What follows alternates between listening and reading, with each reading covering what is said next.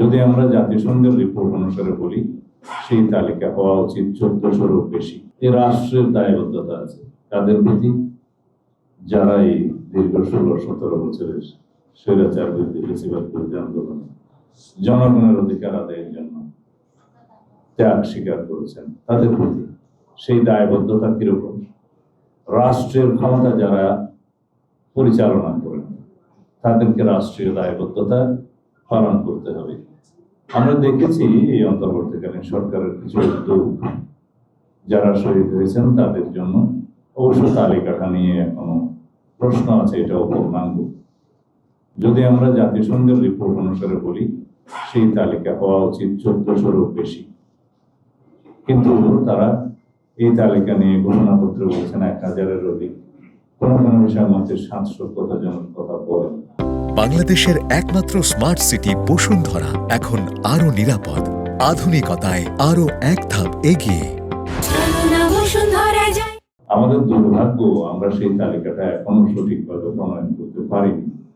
কারণ রাষ্ট্রের যারা দায়িত্বে আছেন, সরকার পরিচালনা করছেন, তাদের আরো একটু এ ব্যাপারে সচেতন হওয়া উচিত ছিল। যেহেতু হসপিটালের রেজিস্টার গায়েব করা হয়েছে, যেহেতু অনেক জায়গায় গণকবর দেওয়া হয়েছে, এগুলো উদ্ঘাটনের জন্য অবশ্য কিছু সময় লাগবে। তারপরে এই উদ্যোগটা নেওয়া উচিত, সেগুলো খতিয়ান বের করতে হবে। আর 20,000-এরও বেশি, এটা জাতিসংঘের রিপোর্টে আমি তুলে ধরছি, 20,000-এরও অধিক গুরুতর আহত হয়েছেন, বন্ধুত্ব হয়েছেন। সেই রিপোর্টে সম্ভবত 5 শতাধিক মানুষ 2 চোখের অন্ধত্ব বরণ করেছে, রিপোর্টে লেখা আছে। সেই হিসাবটাও আমাদেরকে বের করতে হবে, কারণ 2 চোখের অন্ধত্ব যারা বরণ করেছেন তাদের হিসাবটা তো বের করা যায়। তারা তো জীবিত আছে, তাদের অধিকাংশ এখনো চিকিৎসাধীন, কারো কারো বিদেশে চিকিৎসা পেয়েছে, কেউ কেউ এমনও শুনেছে আত্মহত্যা করেছেন দুঃখে কষ্টে অভিমানে। তারপরেও আমাদের এই হিসাবটা বের করা উচিত।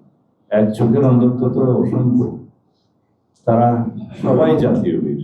আমরা তাদের জন্য রাষ্ট্রীয়ভাবে, সামাজিকভাবে, দলীয়ভাবে অবশ্যই আমাদের করণীয় আমরা পালন করবো ইনশাআল্লাহ।